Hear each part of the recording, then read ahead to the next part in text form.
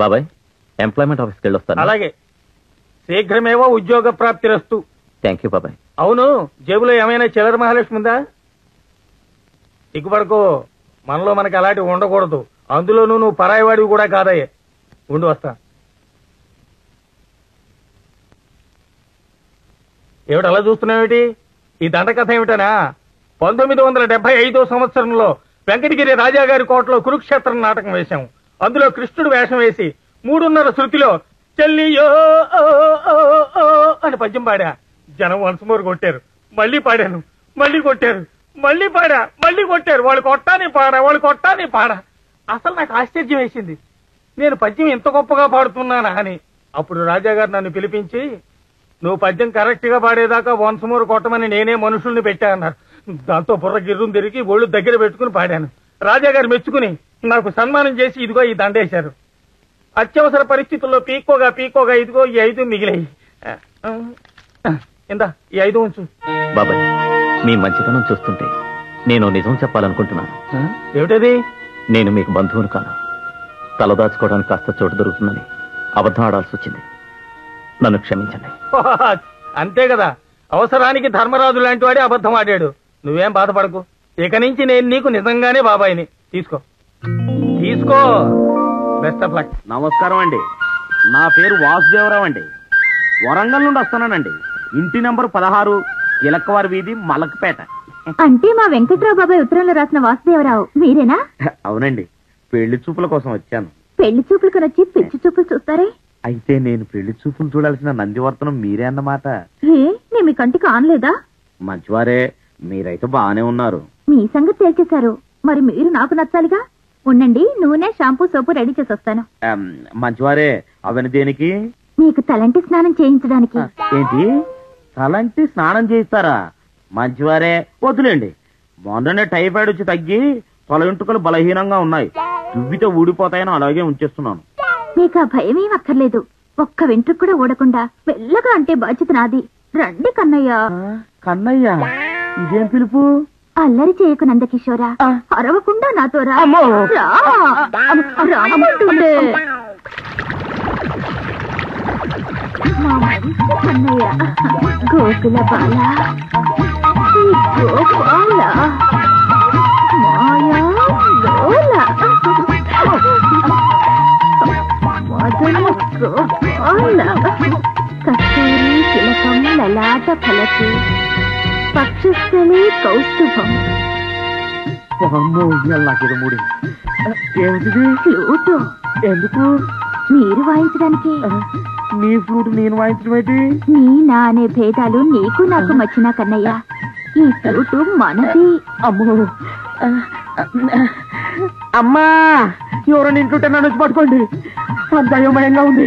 మనకు వచ్చేసరు ఇక్కడికి వచ్చిన ఎవరికైనా మొదట కళ్ళు తిరుగుతాయి, తన్మయత్వంతో పడిపోతారు కూడా. అలాంటివి కూడా జరిగాయా? మరి నా కోరిక మన్నించి ఫ్లూట్ వాయించడం మొదలు పెట్టరు? నాకు గంట వాయించడం తప్ప ఇంకేమీ రాదు. గంట అయినా అరగంట కంటే ఎక్కువ వాయించలేను.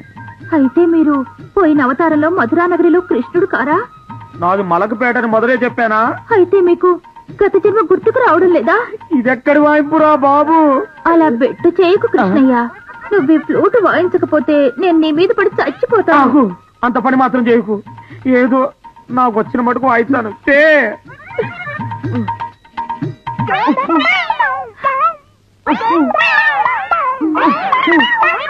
ఇదేం వాయించడం? ఫ్లూట్ కూడా వాయించడం రానివాడివి పెళ్లి చూపులకి ఎందుకు వచ్చావు? మంచివారే, పెళ్లి చూపుల్లో కూడా ఇలా ఫ్లూట్లు మధ్యలో డోర్లు పెట్టి వాయించమంటారని నాకు ఇప్పుడు అర్థమైంది. అఘోరించావు. ఆవకాయ జాడీలో శనగింజలాగా నీ మొహం నువ్వు. మరి ఏ ధైర్యంతో పెళ్లి చూపులకు వచ్చావరా? గంట వాయించగలనా?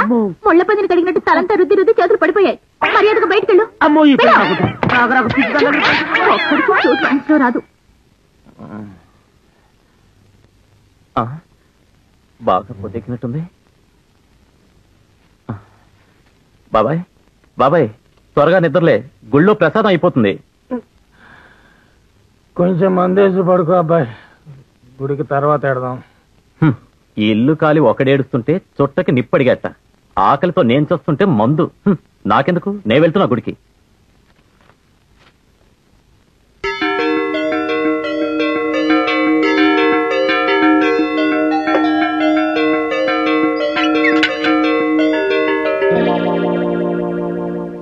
ప్రసాదం అయిపోయాక వచ్చారండి బాబు? మీ గురువు గారు ఎక్కడా? ఆయన వల్లే లేట్ అయింది. గుడికి వెళ్దాం రమ్మంటే ఇంకా నిద్ర లేవలేదు. సరే వస్తా బాబు.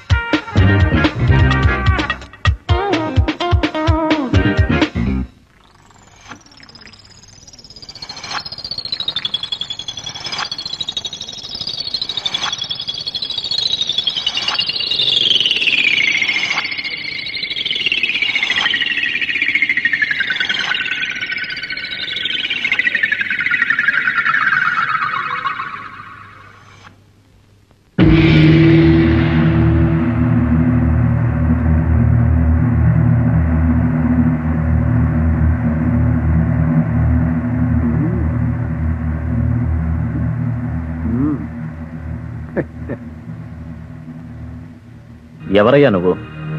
లోకల్ పీసీ సర్కార్ బా మ్యాజిక్ చేస్తున్నావు? నేనా?